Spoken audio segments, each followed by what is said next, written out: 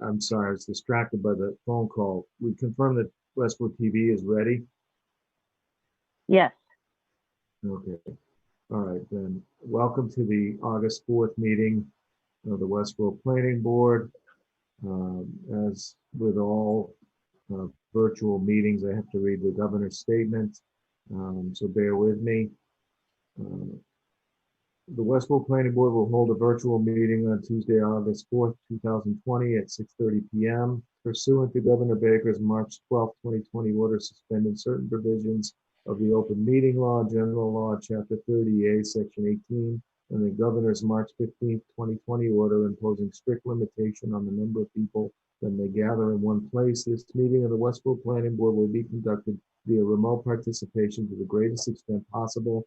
Specific information and the general guidelines for remote participation by members of the public and/or parties with a right and/or requirement to attend this meeting may be found on the Town of Westborough's website at town.westborough.ma.us. For this meeting, members of the public who wish to watch the meeting may do so in the following manner.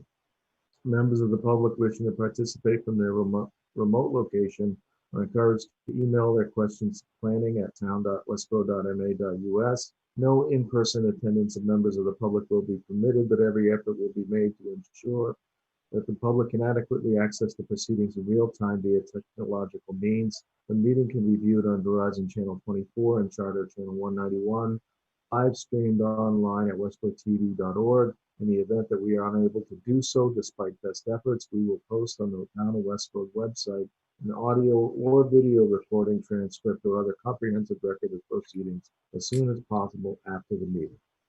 So, I'm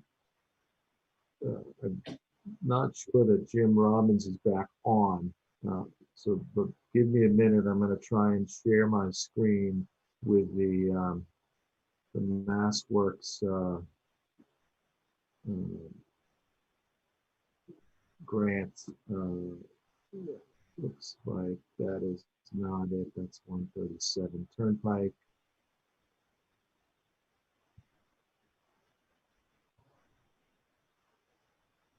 Well, our first agenda item is the MassWorks application for traffic signal. Jim back.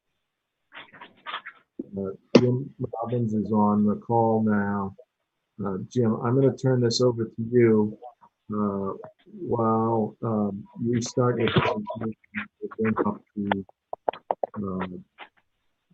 the exhibit that you described.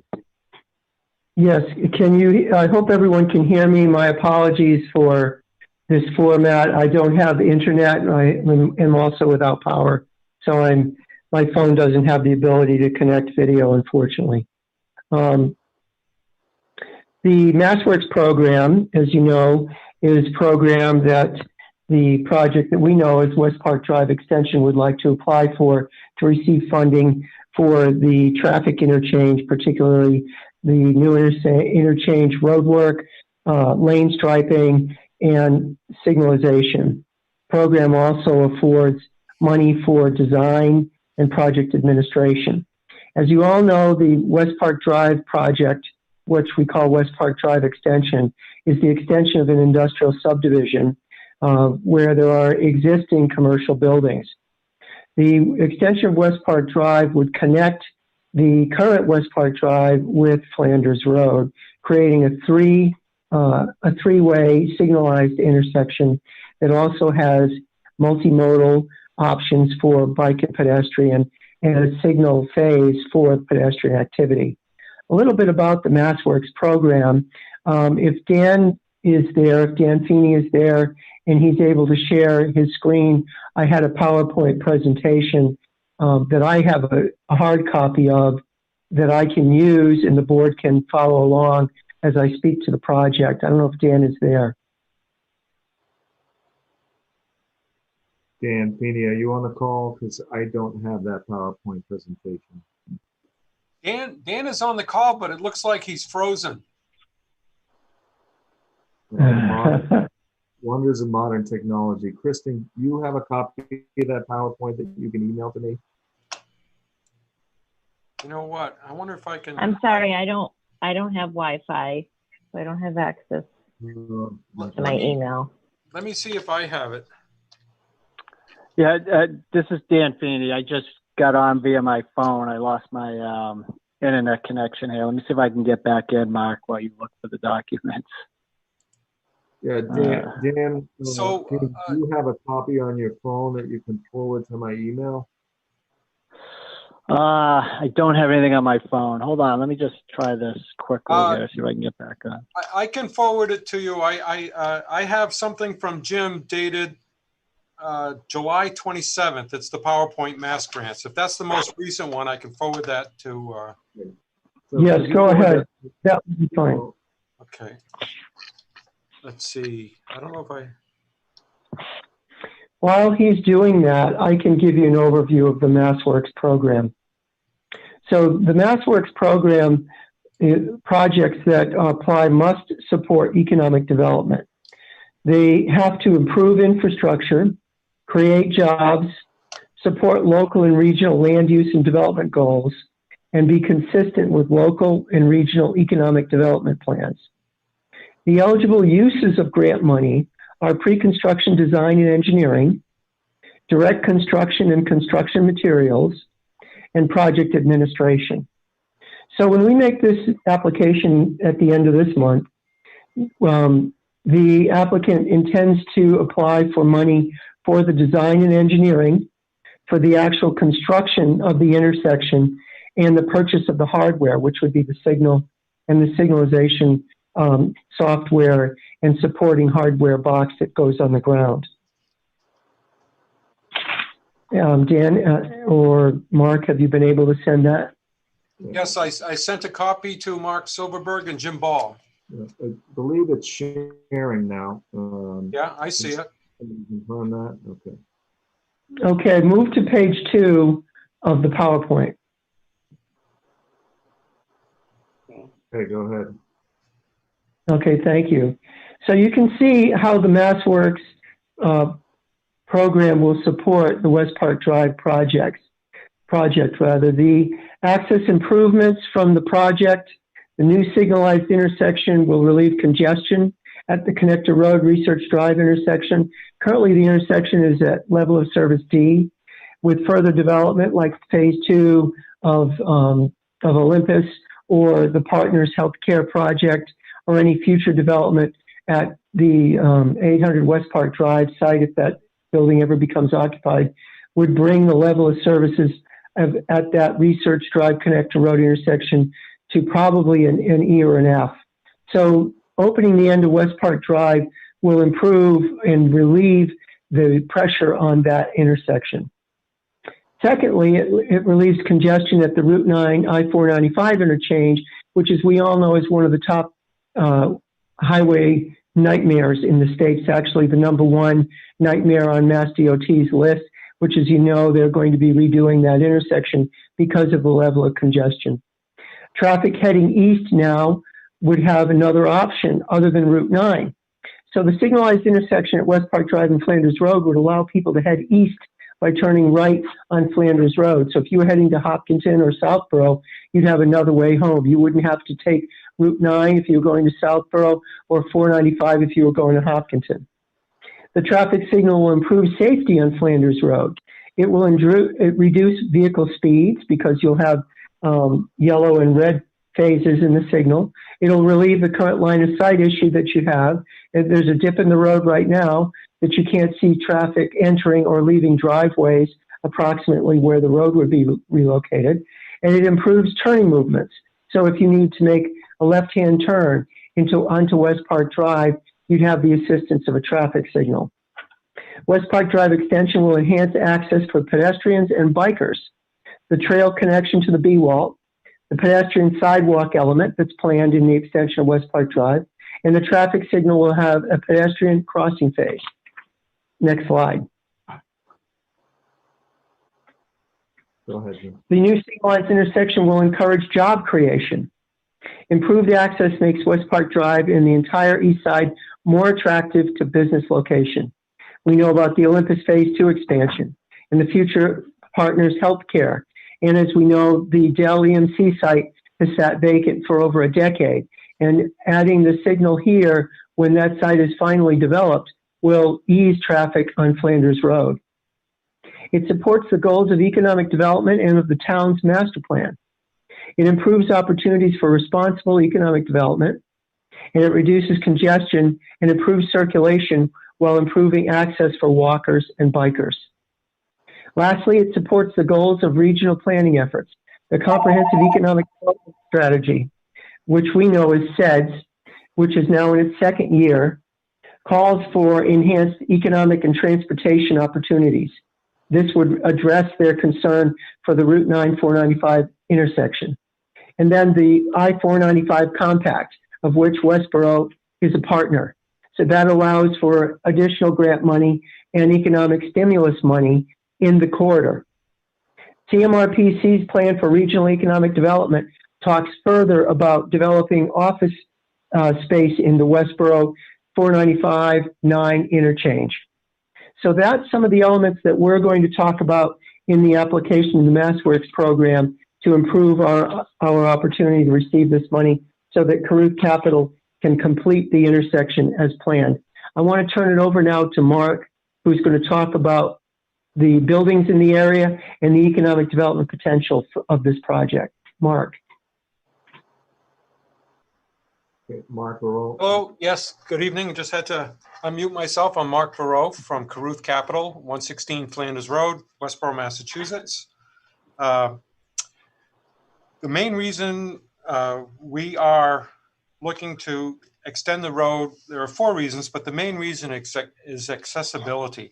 Accessibility for cars, pedestrians, and bicycles.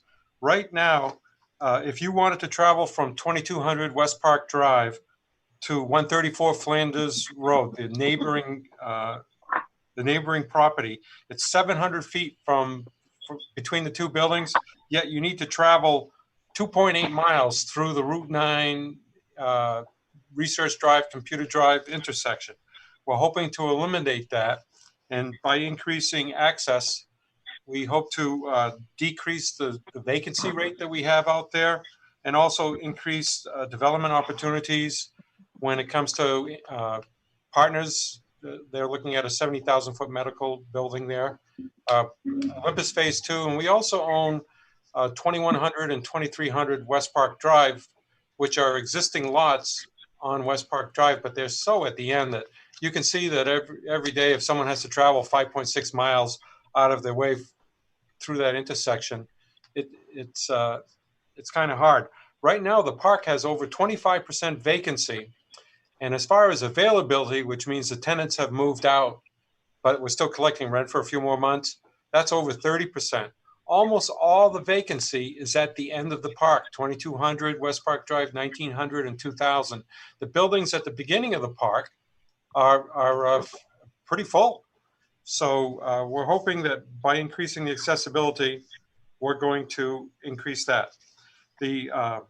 As Jim mentioned, we would be continuing the B-Wall Trail, the Boston Worcester Airline Trolley Trail, and we're going to be connecting that from Freiburg Parkway to Flanders Road, as well as walking paths internal to West Park Drive. We're going to connect the office buildings of West Park Drive to the B-Wall Trail as well. So that's going to increase opportunities there.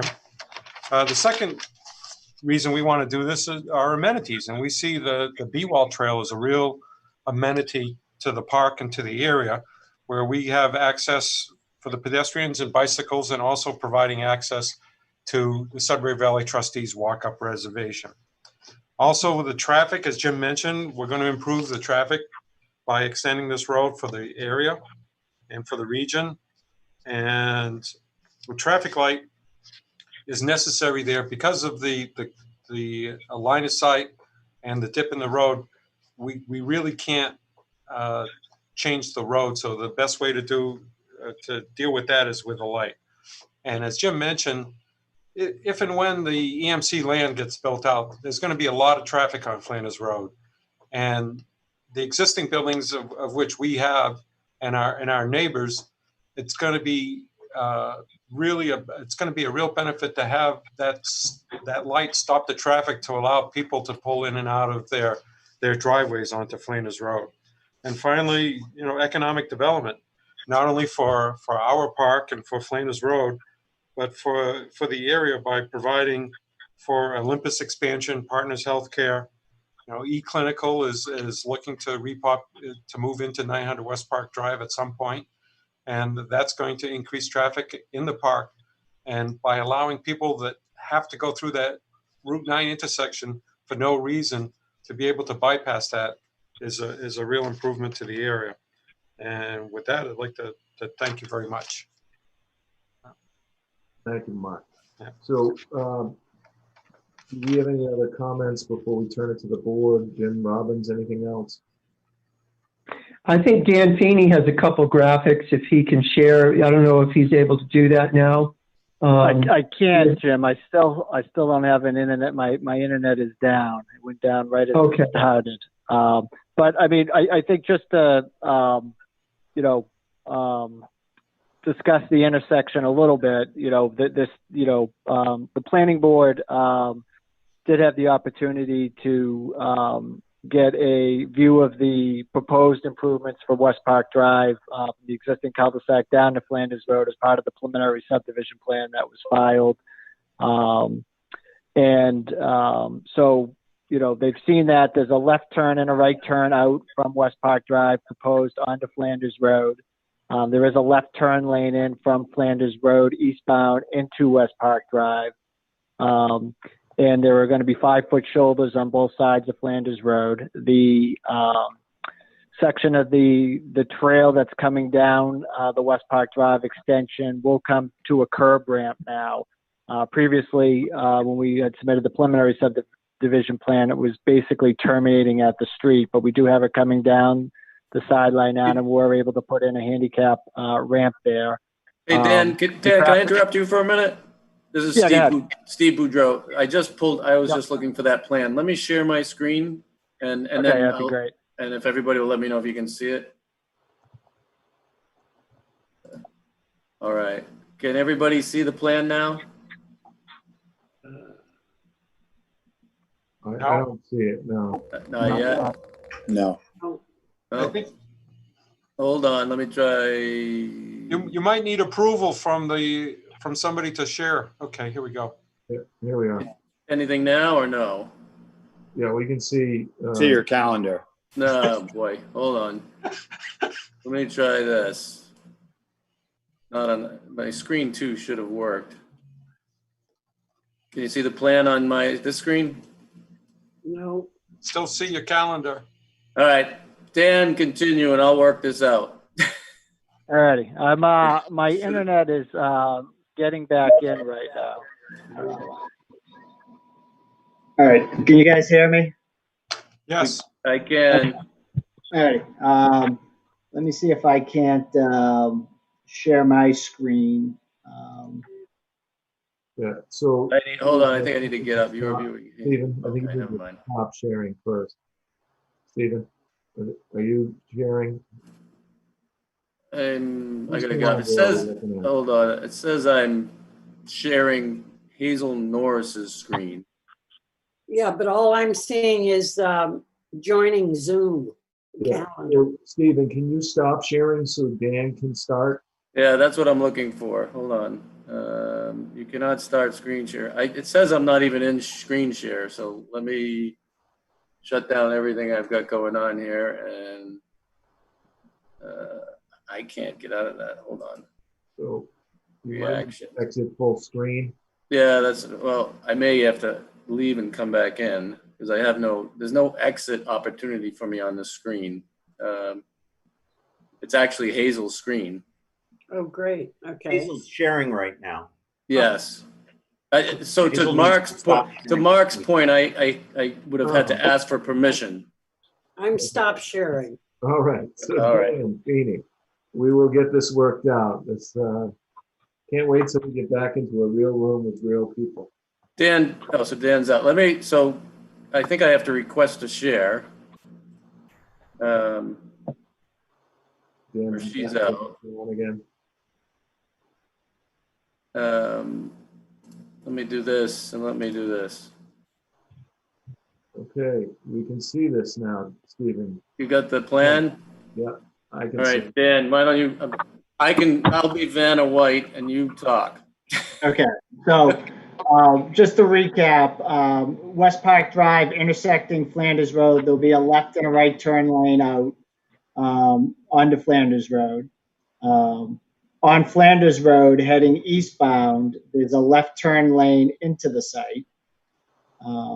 The intersection itself is, the stop lines are back as you come in from the west heading east, and that's to accommodate the parcels across Flanders Road. I think it's 129 and 131 Flanders Road.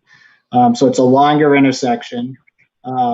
The traffic signalization, excuse me, will have a pedestrian signal that will allow pedestrian bikers and whatnot to go from both the south side of Flanders Road to the north side of Flanders Road and be able to access the B-Wall Trail. We'll then head up West Park Drive adjacent to the proposed roadway. So separate from but adjacent to the roadway.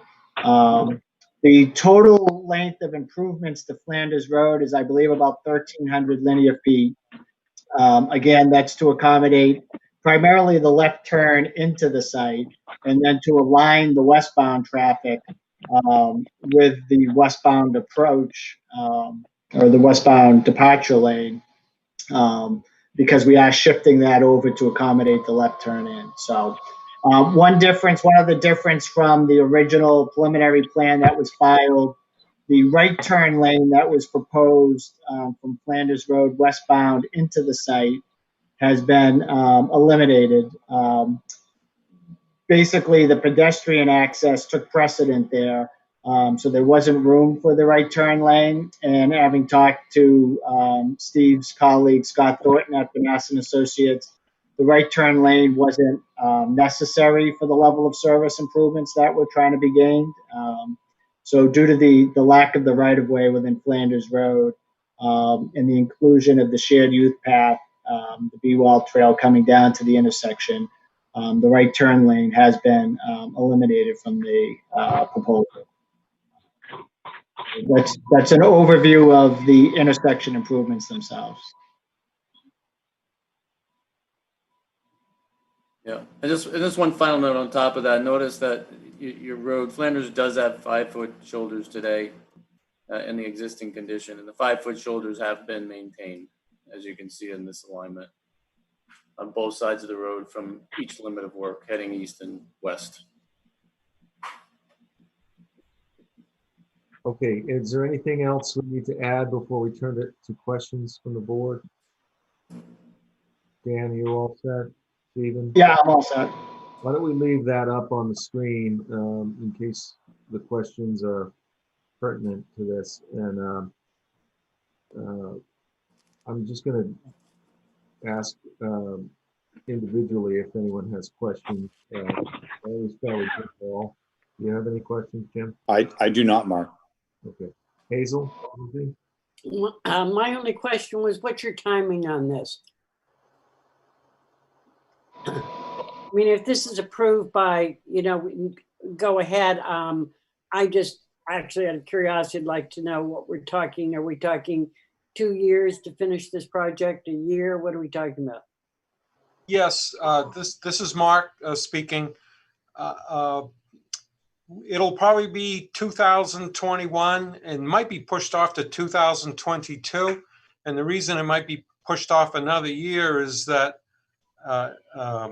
Eversource is looking at bringing a gas line up Flanders Road, and we would wait for them to go through Flanders Road before doing all this work. Oh, yeah. Okay, that was my only question. I had no questions about the intersection itself. I just wondered on the timing. But, one of the things that the MassWork person said, that when the state grants a MassWork grant, they want you to spend the money. They just don't want to have these grants going out and not having people use it. Right. So we might do what we can and maybe hold off whatever Eversource would ruin. Okay. So Tim Paris, anything? No, I don't have any questions. Tim Kaler?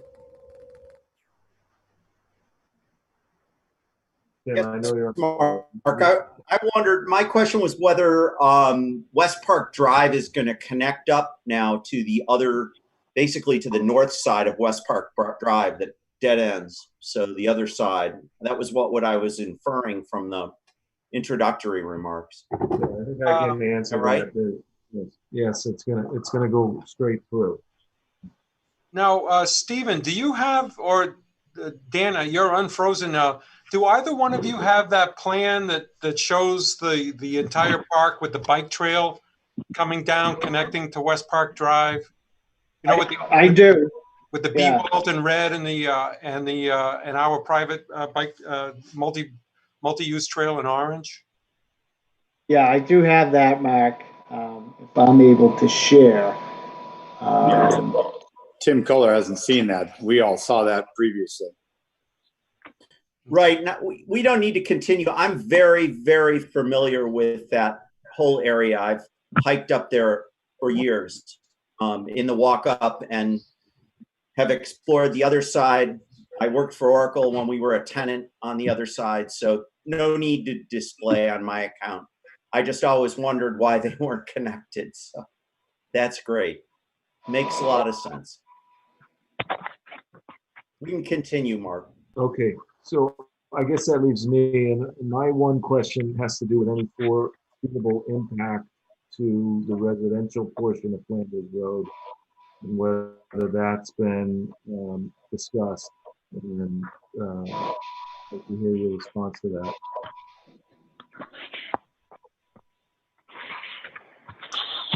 If you're looking for a response from Caruth, I think you're going to find that most of the people that are going to use this road already travel down Flanders Road. It's just going to eliminate them having to go through the Route 9 intersection. There are very few houses. You have one, the Prentice subdivision off of Connector Road. And I think you would find that they would probably like it because they're not having people go traveling on Connector Road just to go to Ashland and Hopkinton and Southborough. Yeah, I guess Yeah, I'm so- talking about the residential portion from Connector Drive where Flanders Road breaks off to go to East Main Street. Is there going to be any traffic impact on that section of Flanders Road? Is Steve able to speak to that? Mark, on that note, I'm not familiar with that area. Scott Thorne in my office is probably more familiar, and unfortunately tonight, I don't have that information in front of me. So Jim, I can reach out to Scott and get an answer back, tomorrow morning to that question in detail. Well, if there's one thing I can add is that my office where I am now is at 116 Flanders Road. And since the state improved the intersection at Lyman Street, I do not travel when I'm going to in town for a meeting, even during rush hour, unless it's a snowstorm or something really going on, and I probably wouldn't travel that way anyway. I go to Route 9, and now that I can take a left onto East Main Street, it's so much better than going to the end of Flanders Road and waiting on East Main Street to take a left there. It just, the traffic backs up. So just from a practical matter, people are just going to go the fastest, easiest route. And that's Route 9 now that Lyman intersection has been improved. So Mark, this is Jim. Just to kind of expand on that a little bit. I expected to hear that question at one of the other groups that we presented to this past week, which, by the way, we got unanimous endorsement from the selectmen and unanimous endorsement from the EDC. That was last week, both Tuesday and Thursday. The traffic report in general shows that if someone is not currently going to East Main Street, they're not going to travel Flanders Road. So, for example, if I lived on the west side of town, currently I go out to the intersection with Connector Road and I get on Route 9, just exactly as Mark explained. It's not likely that a light on West Park Drive is going to induce me to go to Old Flanders Road now if I don't currently travel it. There's nothing that makes the trip shorter. As a matter of fact, waiting, as Mark pointed out, at the intersection of Flanders and East Main is much longer than going down Route 9 to sit one signal phase to make a left-hand turn on to Lyman Street to East Main. Time-wise, it's quicker to go that way than to go down Flanders Road. All right, so I'm concerned about that road. I think it's a residential street. It's already very difficult to get out on East Main Street. And I do think that if the stated goal of this light, which is to increase occupancy and development opportunities at the end of West Park Drive, I think that, there's a balance there. We want people to come downtown and have lunch and, come out for dinner after work and so on. But,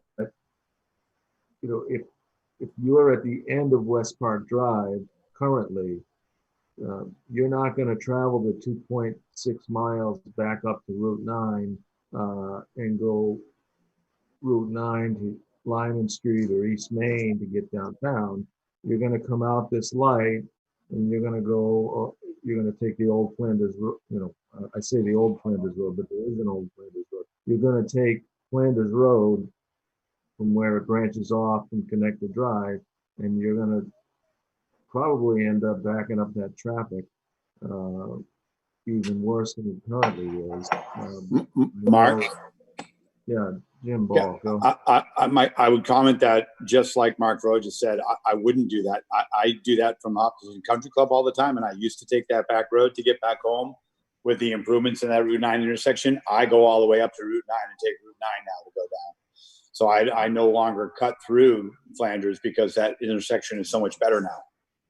So when I come by that way, which people would be doing out of that light, I think they'd go right by Flanders up to Route 9 and go down Route 9 and take the intersection. I agree with Jim. I know that's how I've changed my behavior, and I've been going back and forth from there for 10 years as a member at the country club. Yeah, so I think that's a concern for me, and I don't know that I don't know really how to satisfy that concern. I think this is a good light to have. I think it's good for the economic development in that portion of town, but I am concerned about increased traffic on Flanders Road for people that have complained to this board in the past about their burden from commercial traffic that are not residents really, although they are using that road to get downtown and spend money in town, which I think is a positive thing. So there's a balance there. I think that I think that the town itself will have to look at that intersection at some point. I don't know that this is the forum to ask for any kind of contribution or not from Caruth. I think that probably in the future we'll have an opportunity to do that, and in some form of mitigation when we actually have a traffic study that proves that out or disproves it. If that's the case, if in fact there is no increased traffic on Flanders Road. So I am concerned about it. So I think again the benefits outweigh the costs, but I think we're probably need to realize that there may be an impact there. Mark, let me. This is Steve Boudrogan. Let me add one thing to that. While I'm not intimately familiar with the Main Street and Flanders Road intersection, and from the gist of the conversation, I get that you're concerned if this connection and a new signal will the impact of this have any traffic? A significant impact on traffic, either at East Main Street and Flanders, or maybe on both questions, either west or east. Don't forget that we are proposing a new traffic signal here, which doesn't exist today. So that traffic signal by nature is going to meter traffic on Flanders Road.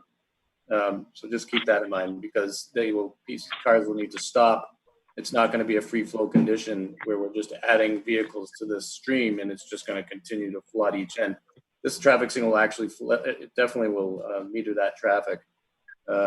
So I don't expect the traffic impacts, beyond this intersection to be all that significant.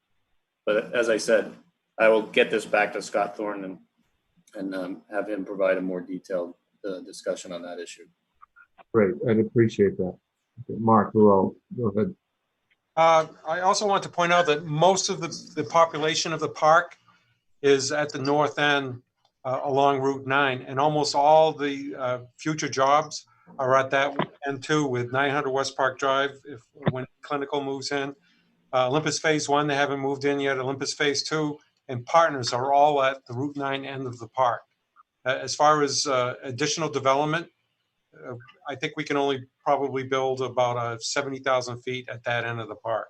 So that's, you know how it takes 2.8 miles to go from one end to the other? You wouldn't have those people at 900 or 800 West Park Drive drive 2.8 miles just to get back to Flanders Road and Connector Road. Okay, I Yeah. appreciate that comment, Mark. Thanks. All right. Any other comments or questions on this? Jim Robbins, you're going to draft a letter of support for us? Yes, unfortunately, we can't show it because we had a letter that I drafted for the Board of Selectmen. It will be similar, Mark, and it will be for your signature. If the board votes Jim Robbins, affirmative. I have a copy of the letter. Let me interrupt you. I can show the copy of the letter from the Board of Selectmen. Would that be helpful? If the board is interested, yes. So I will draft one similar for the chairman of the planning board signature. If the board votes this evening to support the project, I will do that. Okay. So I think we all got a copy of that letter that the Board of Selectmen. Mark, Kristen attached that to the Zoom invite. So we have that attached to the Zoom invite. I don't think we need to display it. I think we can move to a vote if everybody's ready. I'll make a motion to support the MassWorks grant for West Park Drive and Flanders Road.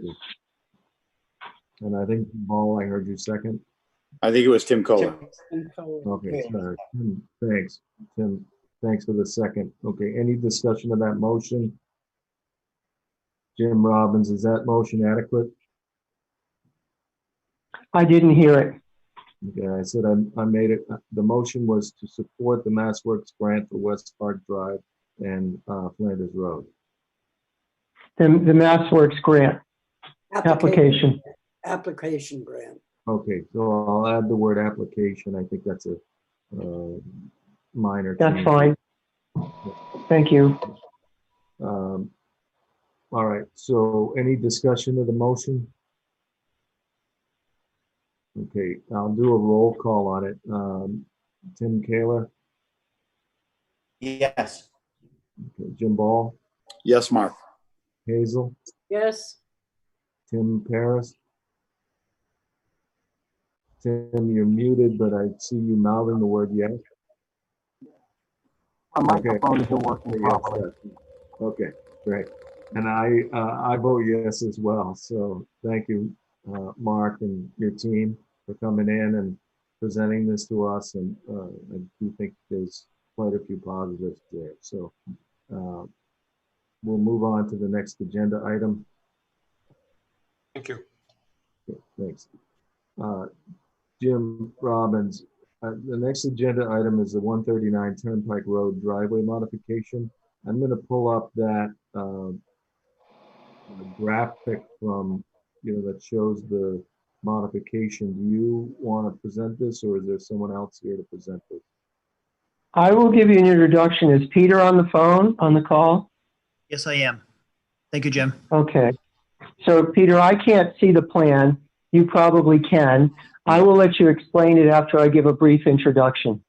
Yeah, nobody can see I don't it, have the plan in front of me, but Give me just 1 second. I should be able to pull this up, but I just have to figure Thank you, it Mark. out. Mark Kristen did email that to us all as well. Yeah, no, I have it. I just got to work out the sharing thing. You guys got it? So while Mark is bringing that Yes. up, what is the reason that this is back in front of you is because after we approved the site plan review, the Mass Highways access permit changed the location of the driveway. The driveway's been moved a little bit further east, and they also wanted a delta island or a triangular shape island in the throat of the driveway to channelize traffic. Those are not unusual things. However, it altered the plan slightly that we approved. It doesn't change the building footprints. It doesn't change the layout of the parking. It doesn't increase or decrease the number of parking spaces. So technically, this doesn't require a full site plan review. However, because this is a commercial project and on Route 9, and because there is an approval on record with a plan that doesn't reflect this Mass Highway access permit, I wanted it to come back to the board for an approval of a non-material change or a de minimis change to your site plan approval. And that's why I've asked Peter here this evening to show the plan. It accommodates the truck turning movements of the fire truck, which was our biggest concern. So Peter, if you would explain a little bit about the process and your design. Okay, thank you, Jim. Basically, if you look at the island in the middle, when Mass DOT reviewed the entrance requirements, initially, let me give you a little history. When the board approved the project, the concept was that the island space in the middle was going to be basically a scored concrete level with the asphalt. So that would be at grade, other than the island would be basically a scored concrete. Mass DOT doesn't like that layout, and they preferred a raised island with a curb and also help direct people coming out of the site to make sure they take a right-hand turn onto Route 9. The fire department, I spoke to Jason Fike, and he basically had a concern with the raised area, the trucks going over it and the radius being a little too tight. So what this modification actually does is it locates everything. The width is exactly the same. What has happened is, if you notice the 16 and the 18-foot dimension, what has happened is that it used to be 16 and 16. What has happened, the island in the middle that you see the cross-hatched area is actually 2 feet narrower to allow the fire trucks to come across and come into the site. So basically, we have an 18-foot entrance off of Route 9 heading west, and then the 16-foot exit off of the site onto Route 9 heading west. The curbing along the edge will be sloped, and that area that's cross-hatched will be concrete, scored concrete, but it'll be basically 4 inches higher than the asphalt around it. So it'll be a slightly raised island, again, with sloped granite curbing. And the biggest difference with this layout is that, again, the entrance coming in is 18 feet as opposed to 16 feet to allow the turning radius for the fire trucks. Thanks, Peter. So, Jim, have we heard from the fire department on this? They can confirm that this is. Yes. Yes, we have. We have an email from Jason Fursky. He's okay with the change. Okay. The change was at his request, by the way. Okay. So let's turn to the board for any questions. Again, I'll do a roll on it. Tim Paris? No, I have no question. No questions. Okay. Tim Taylor? No questions. Jim Ball? No questions, Mark. Hazel? No questions. Okay. So I don't have any questions on this as well. I don't have a draft motion, so I'm going to attempt to make a motion that I'll move to accept the sorry, I'm just trying to, can't even see my own screen. I got too many tabs open, guys. Bear with me. Mark, let me just propose something for you. Yeah. You should make a motion to approve the plan, and then I would have you read the name and the date of the plan Right. as a non-material de minimis modification to the current existing site plan for 139 Turnpike Road. Okay. Is it a site plan or a special permit? It's a site plan. Okay. So I'll move to approve the modified Route 9 ingress egress dated dated I May think it's 8th. dated May 8th. Yeah, dated May 8th, 2020 for 139 Turnpike Road, prepared for 139 Turnpike Road LLC I'm sorry, I think that's enough. And find that the modification is a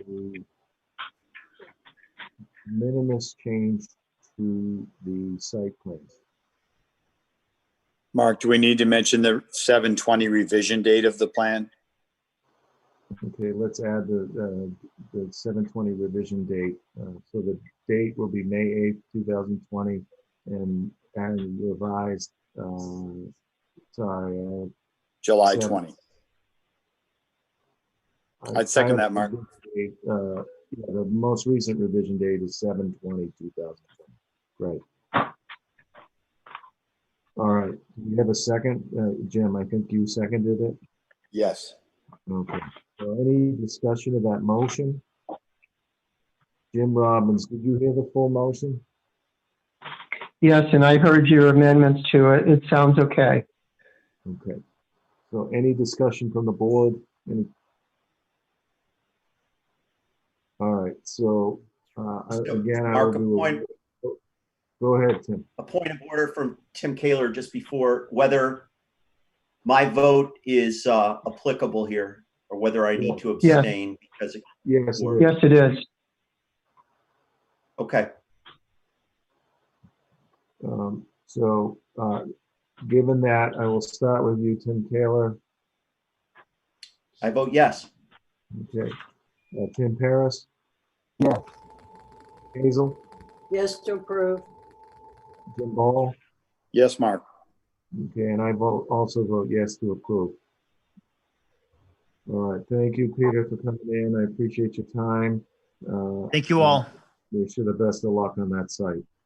Almost there. Good. Last item I have on the agenda is Thank you. Okay, thank you, Peter. Thank you, Peter.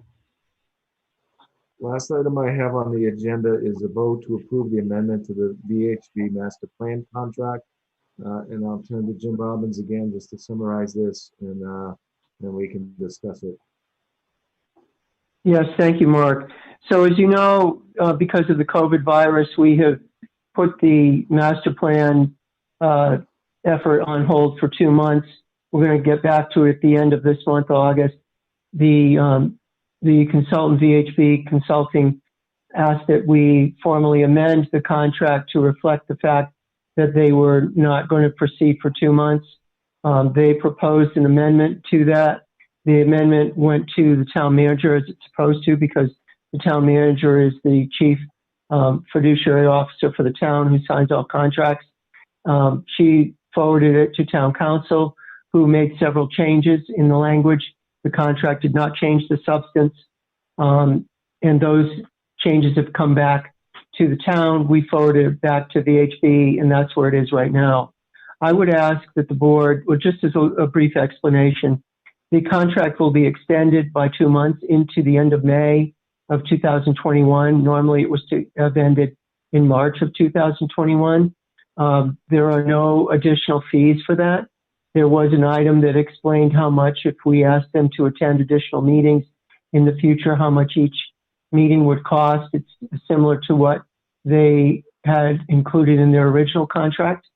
And so then once the changes have come back to us, we will send it to town council one last time, and then the town manager would be authorized to sign it in the event that the planning board approves those changes.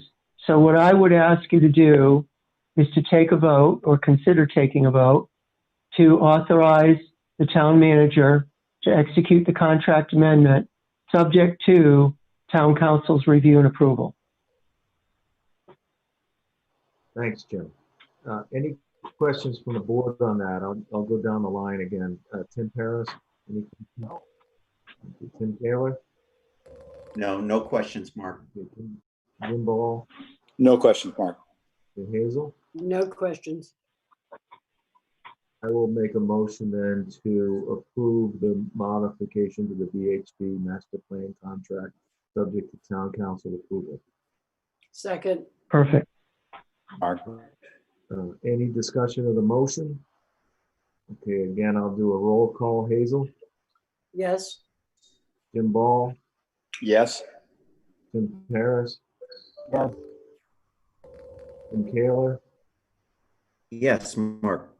Okay, and I vote yes as well. It's 5-0 in support. Okay, and I'm not sure, I see an A&R plan of 42 Milk Street on here. It's not ready yet. We are keeping it on the agenda until it's ready. It's not ready yet. Okay, and then we have the 7/7 meeting minutes. Yes, Mark. July 7th meeting minutes, Mark. Okay, you want to take this, Jim? Yes, I believe everyone on July 28th received from Kristen a copy of the 7/7 draft of the minutes. Were there any questions on those minutes as they were presented? I would make a motion then to approve those minutes from the July 7th meeting. Yeah, I had a couple of things I gave to Kristen, which she corrected. Hazel, hang on a second. I'll second the motion. Sorry. Okay. So Now that we have this motion in the second, Hazel, go ahead. I had sent Kristen a couple of changes, which I know she made. The only one that was of any substance was that when we reappointed people to the design review board, my name had been left off. okay. Yeah. It was off, Yes, your I name did was make left those off in the changes. minutes? Yeah, Hazel, there's no way we're letting you off that board. So. I knew that. Kristen, That's right, Kristen, Hazel, no did you put escape. Hazel's name in twice? Yeah. So the draft as amended with Hazel's comments, I will adjust my motion. Okay. Second. Okay, great. We'll consider that moved and seconded. Again, I'll do a roll call. Hazel, are you in favor? Yes to approve. Tim, Paris? Yeah. That was me, yeah. Yes to approve. Okay, Jim Ball? Yes, Mark. Okay, and I'll vote yes as well. That's 5-0 in favor. All right, Jim Robbins, any other business? No, just to keep you up to date. This coming week, we were talking about, this past week, we were talking about the new sidewalk extension that's going to be on Lyman Street, constructed by Pulte Homes associated with the redevelopment of State Hospital property. Pulte is going to mark the location for the new sidewalk along Lyman Street. This new location is the preferred location. As you know, the special permit for the site gave the authority for making the decision of the final location to the Department of Public Works, specifically the engineering department. And the engineering department, along with the director of public works, has been working with Pulte. They came up with a plan that showed that they could keep the sidewalk all on one side of the street.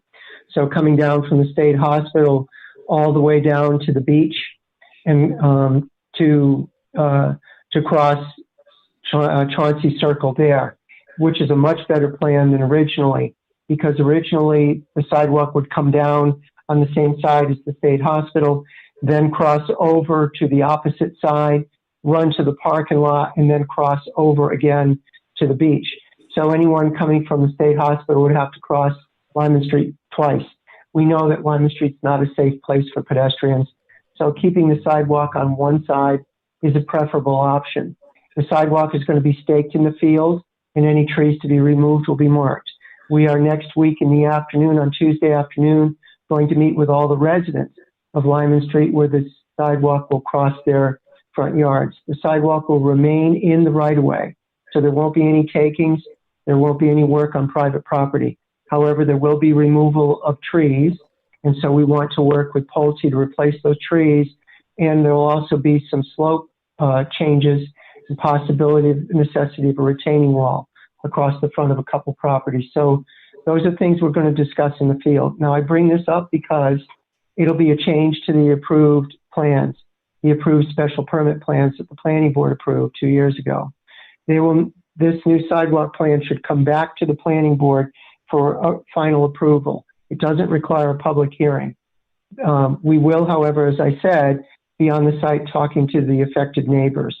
The developer, Pulte Homes, wants the planning board to approve this new version because it's not the version shown on their plans. I think it's the right thing to do, and I think it's a good idea to be meeting with all of the residents on the street. Okay, any questions on that? Okay, so we'll see that at a future agenda. Yes, probably our next agenda, if we get lucky, if not the first meeting in September, but probably our next agenda. Jim, do you want to update the board on the selectmen's meeting from tonight?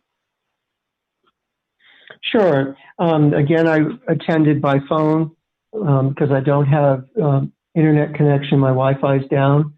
So this evening we discussed the Daypray property, which is 31 to 33 Eli Whitney Street, diagonally across the street from the Fales School and directly across the street from the Eli Whitney homestead. The idea is that the town would purchase the 66 acres. It is the old farm site.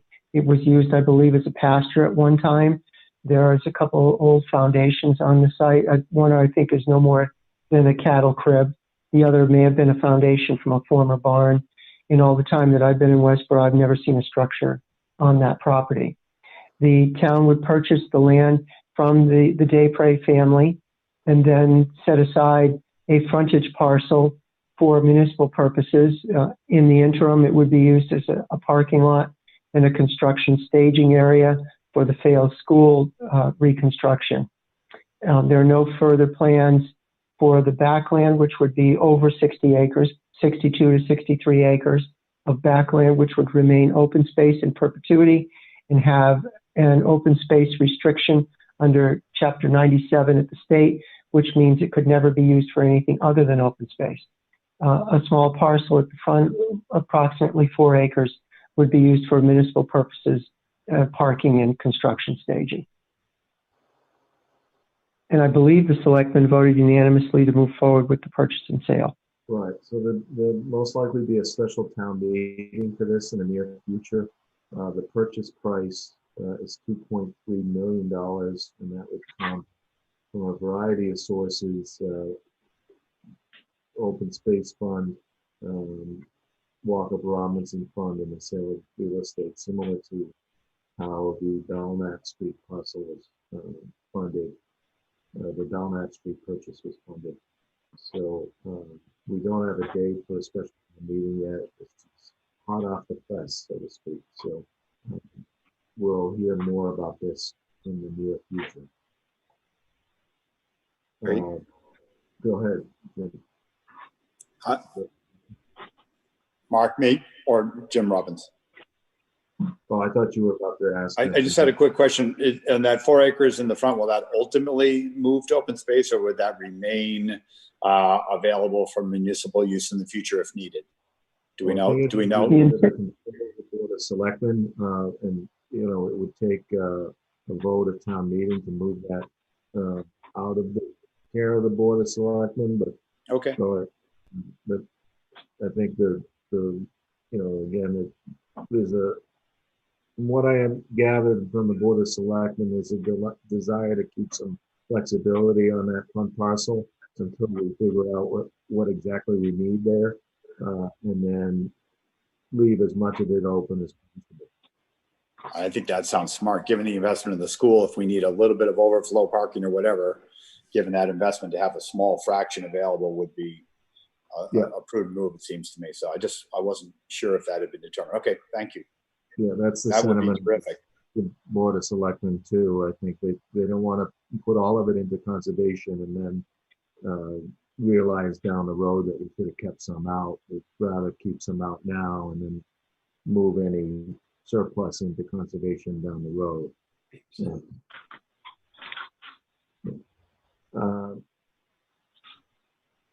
I think that's it for the agenda. I don't have anything else. Jim Robbins, That would be anything else? amazing. I have nothing else. You will be contacted when we restart the master plan advisory committee, probably within the next 3 weeks. I did have one other thing. The Board of Selectmen are forming a Community Preservation Act exploratory committee. And we may be looking for someone from the planning board to participate on that committee. I'm not sure yet. So if you're at all interested in that committee, please let me know so that we can express that interest to the Board of Selectmen. All right, any other questions or anything else for, all right. I'm gonna make a motion to adjourn. Second, Hazel has a second. All those in favor? Yes, sir. Tim Kaler, yeah. Yes. Tim Paris, Yes. Jim Ball, Yes. Hazel. Yes. Okay, and I vote yes as well. That's 5-0. Have a great night. Okay. Good night, thanks. everyone. Good night, Thank you, Thank everyone. you. Thank you. Bye-bye. Good Thank you, night. Kristen. Thanks. Well- Bye.